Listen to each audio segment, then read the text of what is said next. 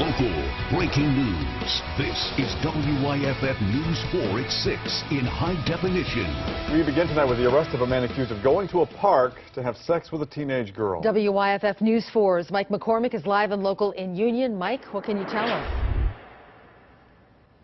Well, Carol and Michael, the sheriff says this man actually brought 3 young children with him here to Foster Park. One of the children is his. The other 2 belong to his girlfriend, who was at work at the time. The sheriff tells us the man left the 3 children on that dock over there and then went over to the bathroom there, where he ended up finding deputies, not the teenager.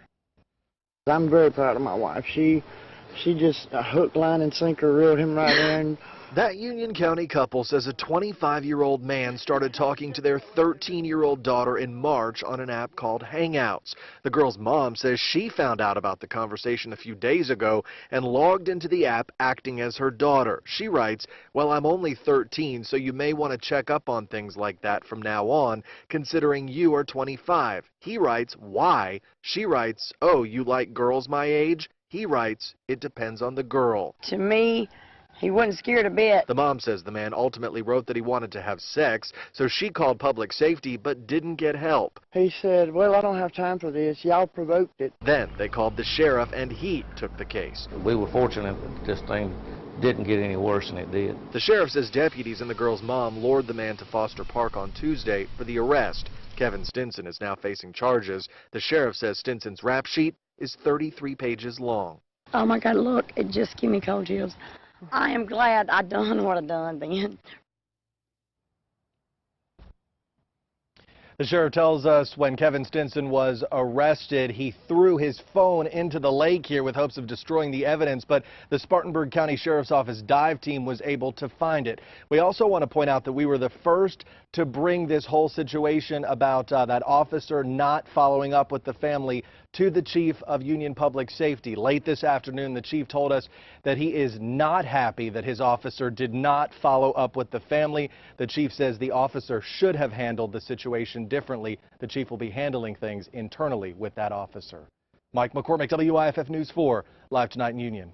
Mike, thank you. A live look here at some storm damage in Hodges. Some trees and power lines fell. Power companies are hard at work getting those back up and running. Storms popped up across our area this afternoon. And some are still around out there. WYFF News 4 Chief Meteorologist John Sesford is right here watching. John, what's happening now? You know, things are fairly quiet. No watches or warnings across the area, Michael and Carol. We have a couple places that producing some very heavy rain over you folks in Gaffney, and also are very close to you folks, if not right on top of you folks in Williamston, far from being strong or severe. And now we're getting more thunderstorms popping up, just like at this time yesterday. Of course, these were nastier thunderstorms in East Tennessee that made their way into western North Carolina. In this case, these thunderstorms are getting pretty strong now. They're moving through Knoxville, Tennessee, and eventually these thunderstorms could make their way into the western mountains of North Carolina. We'll talk more about those thunderstorms a little bit later on, and we'll look ahead of the weekend also a little bit later on. Now back to you, Carol. Thanks, John. The storms also caused damage in Lawrence County. Heavy winds blew the roof off a gas station in Lake Greenwood. That's on Highway 72 in Waterloo. There was a Subway restaurant inside the building. There have been no reports of any injuries. It is expected to become sort of a gateway to some big money for the upstate. And this week, a mega boat ramp hit a major milestone in Anderson County. WYFF News 4's Mandy Gaither with our report tonight. I'm currently standing on the first of 3 concrete slabs that will go into the water and make up this mega boat ramp. But above me right now is Sky 4, and from that view you'll be able to see a yellow boom in the water. That is where this boat ramp will end. It's the first significant step towards making this Green Pond ramp a reality. But when you're dealing with 1.2 million pounds of concrete, the process is a slow one. 2 days to push this slab 75 feet down. Still, the ramp is starting to hit the water. The 3 lanes behind me will represent the deepest launch lanes on Lake Hartwood. Matthew Shell with Anderson County's Parks and Rec Department says workers here are breaking a world record for longest push of concrete for the ramp, 221 feet by 50 feet.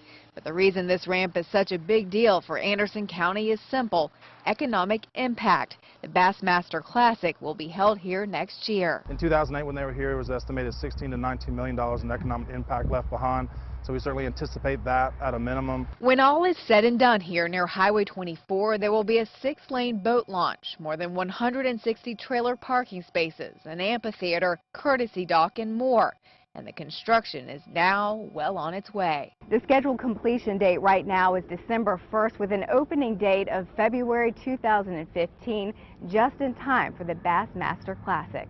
Mandy Gaither, WYFF News 4 in Anderson County. Thank you, Mandy. Anderson police say a car hit a home after a chase with police. Officers say that chase started at about 3:30 this afternoon after a traffic stop. They say the suspect then jumped out of the car, leaving the vehicle to hit a home on Hall and Oliver Streets. Police say no one was hurt, and they did take the suspect into custody. New information tonight on a story News 4 told you about yesterday. A woman hit by a car in what deputies call a domestic violence situation has died. The Anderson County Chief Deputy Coroner says Marie Rogensky died late last night. Deputies say yesterday morning they were called to the Stay Lodge Hotel in Anderson. That's on Extended Boulevard. And they say 31-year-old Kyle Hand hit Rogensky with his car in this parking lot and then drove off. Anderson deputies teamed up with the Easley Police Department for a massive search, and Hand was found hiding under a porch in Easley. Hand has been charged with larceny. Deputies say more charges are pending. Now to Western North Carolina, where the Haywood County Sheriff's Office is looking for a man accused of defrauding people out of their money. All these pictures are of 28-year-old Jeremy Clark. He is charged with feloniously trying to obtain property by false pretenses. Deputies say back in November, he approached a 93-year-old man and took $200 from him. Clark claimed that day his child was sick and needed medication.